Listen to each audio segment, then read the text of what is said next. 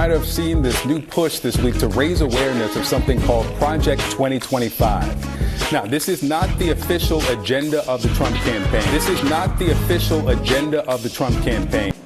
Can I finish, Simone? Will you just shut up for a minute and let me finish? Pardon me, sir. You don't get to tell me to shut up on national television. We don't tell people to shut up on this show.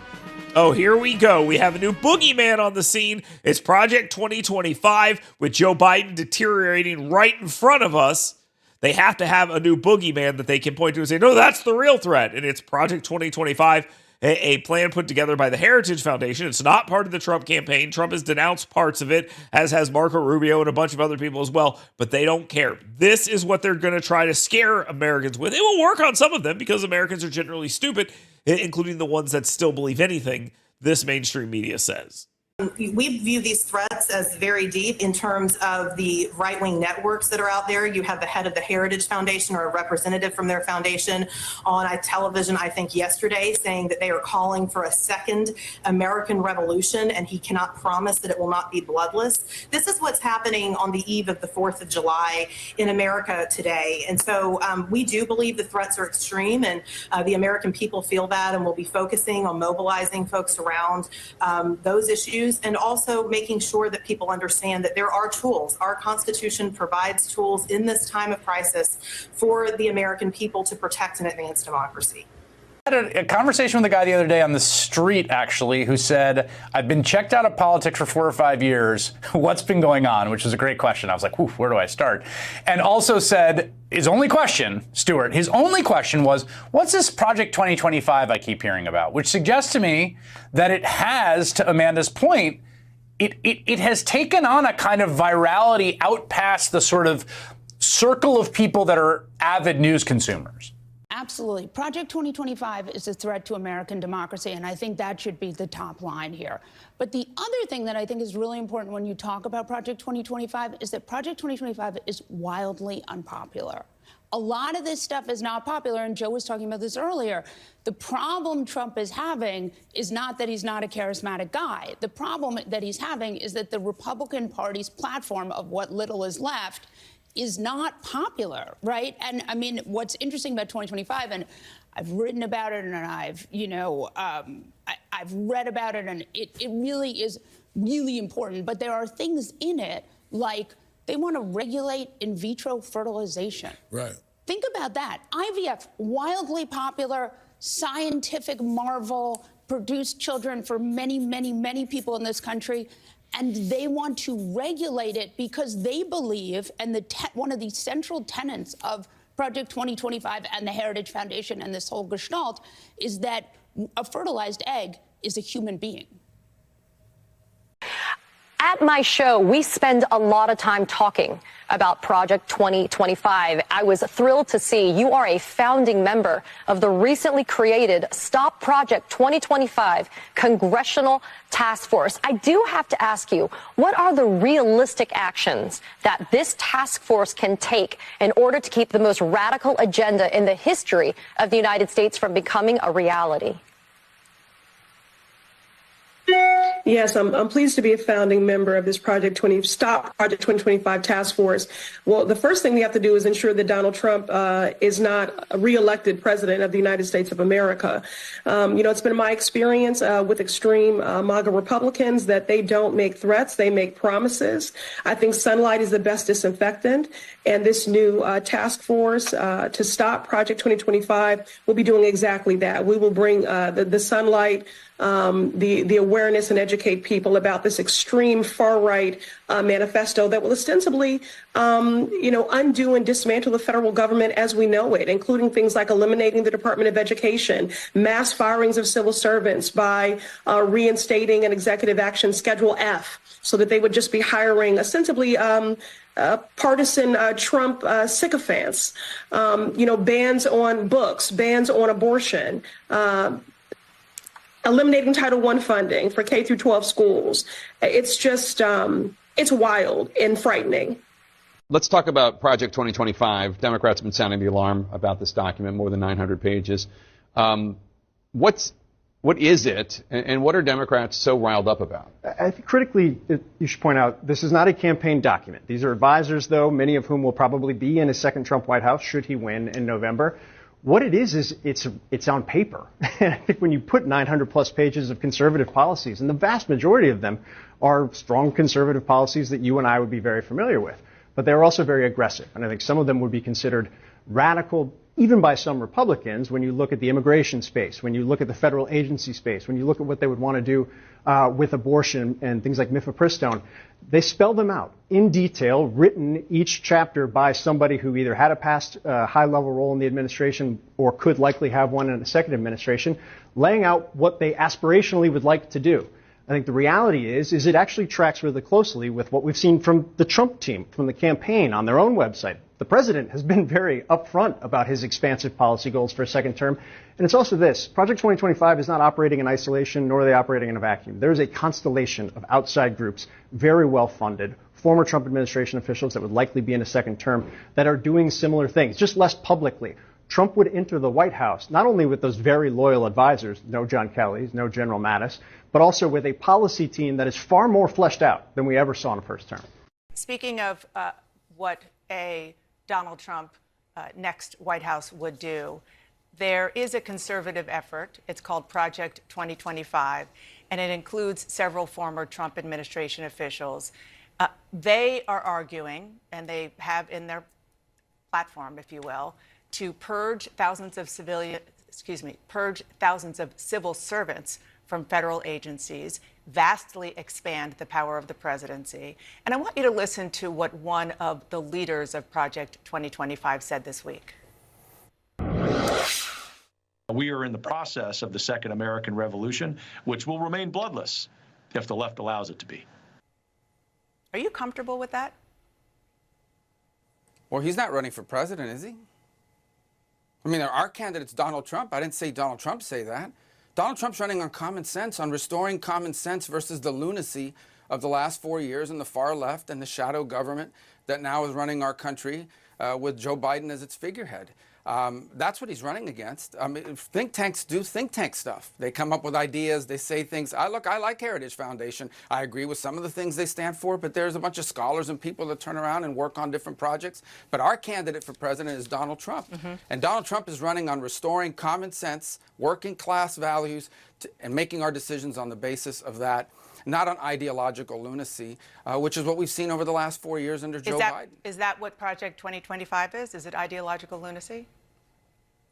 No, I think it's the work of a think tank, of a center-right think tank, and that's what think tanks do. I can assure you, I don't have them with me today, but I've seen plenty of write-ups, frankly, not just from left-wing think tanks, but from columnists and others who are opinion writers who have actually come up with crazy ideas that are now the policies of the United States under Joe Biden. Things like, I don't know, letting people into our country and releasing them because there's no danger. Now we see that there is danger. Things like attacking American energy. And as a result, now the cost of living for all Americans has gone up. Those are radical ideas that began in the faculty clubs and in the think tanks of the far left that are now the policy and the laws of the United States in 2024. Yeah. Just for the record, the numbers at the border are the lowest now than since 2021. But I want to. With all of the speculation about Joe Biden's future, it's important to remember what is at stake in this election, what this is all about, why we're even talking about this. I mean, this week, the Supreme Court just expanded the role of presidential immunity beyond what has ever been in the past, ever. And right now, Donald Trump and all of his acolytes are plotting to push through a radical expansion of executive power so they can do what they want to do without any consequences. And we know that because they wrote it all down. Of course they did. It's literally online. As we discussed many times on the show, the right-wing think tank, the Heritage Foundation, gathered hundreds of conservative organizations and laid out a roadmap for a second Trump term known as Project 2025. And I want you to listen to something the president of the Heritage Foundation said this week in response to that Supreme Court ruling on presidential immunity that also happened. Here's Kevin Roberts. In spite of all this nonsense from the left, we are going to win. We're in the process of taking this country back. We are in the process of the Second American Revolution, which will remain bloodless if the left allows it to be. I mean, the Second American Revolution. Now, that rhetoric is clearly dangerous. It's pretty deranged. but it also sparked some new attention, not attention they wanted necessarily, on this very unpopular and extreme second-term plan of theirs, which Donald Trump, of all people, seemed to pick up on. He said, quote, "I know nothing about Project 2025. I have no idea who's behind it. I disagree with some of the things they're saying, and some of the things they're saying are absolutely ridiculous and abysmal. Anything they do, I wish them luck, but I have nothing to do with them." I mean, I know nothing about it. I just disagree with it, and also I wish them luck. None of that makes sense altogether, I'll just say. But Trump is basically trying to pretend he is totally removed from Project 2025, which is awkward for a range of reasons, including this. Heritage Foundation president, somebody else doing an unbelievable job. He's bringing it back to levels it's never seen. Dr. Kevin Roberts. Kevin, thank you, Kevin. He's doing an unbelievable job. Kevin Roberts is the same guy you saw in the earlier clip. Now, remember, a huge contingency of MAGA world is also promoting this plan, like, say, Trump ally Steve Bannon, a guy who's apparently in contact with Trump at all hours of the day, including during interviews like this one you see on the screen, and who literally waved the 900-page plan around in an interview that he did last week with ABC before heading off to prison. See, many of Project 2025 contributors and advisors had very formal roles in the Trump administration or campaign. And importantly, these are people who are also expected to be in Trump's White House again if he wins. Some of those names you might recognize. Others you may just be learning about, like, say, Russ Vought, the former director of the Office of Management and Budget, who wrote the plan's chapter on the Executive Office of the President, a pretty important chapter. He's believed to also be a leading contender to be Trump's chief of staff, as in the most powerful advisor in the White House. In the meantime, Vought is overseeing the overhaul of the Republican Party platform. That's right. This same guy was appointed by the RNC in the Trump campaign as the director for 2024 RNC Platform Committee. So yeah, I'm sure Trump knows nothing about these plans. Just some kind of coincidence that someone who might be his chief of staff is orchestrating the development of many of these exact plans. Just a coincidence. So again, people close to Trump wrote Project 2025. People close to him promote Project 2025. And don't forget, this plan is largely consistent, almost all of it, with everything Trump himself talks about openly. What Trump says out loud at rallies about immigration, about dismantling of federal agencies, about the expansion of presidential power, and a litany of other right-wing priorities is in complete lockstep with Project 2025. So the man could read a public sentiment to some degree. We'll give him that. And he may recognize that public sentiment around Project 2025 is becoming quite toxic. It doesn't matter what you call it or what Trump says about it, what he knows or doesn't know about it, or who he wishes well, because these plans are Donald Trump's plans. And no one should forget that. Anything they do, I wish them luck, but I have nothing to do with them. Now, from the get-go, we all know that wasn't true, so we set out to debunk it. And honestly, I thought there might be a little more legwork involved in spelling out the web of connections between Donald Trump and Project 2025. But then I realized all you have to do is look at the table of contents of Project 2025. Let's literally go through it. The author of each section is listed right here, and I'm just going to list them. Forward, A Promise to America, written by Kevin Roberts, the president of the Heritage Foundation. Trump has name-checked the Heritage Foundation several times, including just a few months ago when he wrote that Roberts, quote, should keep going and get the word out. Chapter 1 on the White House office was written by Rick Dearborn, Trump's former White House deputy chief of staff. Chapter 2 on the Executive Office of the President of the United States was written by Russell Vought, who is Trump's former director of the Office of Management and Budget. Chapter 3 on managing the bureaucracy was co-written by former advisor to Ronald Reagan, Donald Devine, along with Dennis Dean Kirk, a Trump nominee for the chair of the Merit Systems Protection Board, and Paul Dans, a Trump appointee to the U.S. Office of Personnel Management. Paul Dans is the director of all of Project 2025. Okay, Chapter 4 on the Department of Defense, written by Christopher Miller, who was Donald Trump's acting Secretary of Defense from November 2020 through the end of his term. Want me to keep going? Okay.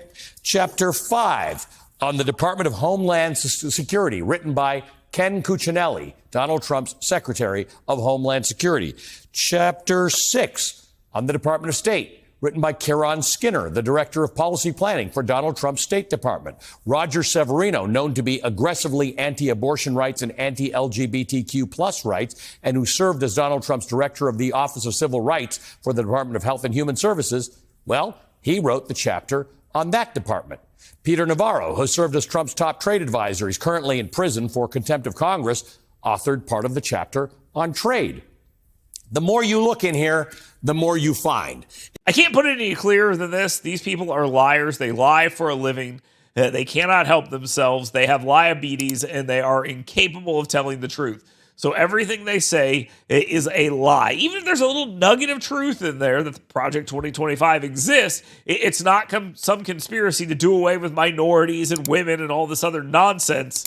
It is a plan by a conservative think tank with other conservative think tanks saying this is what we would like out of a Republican presidency.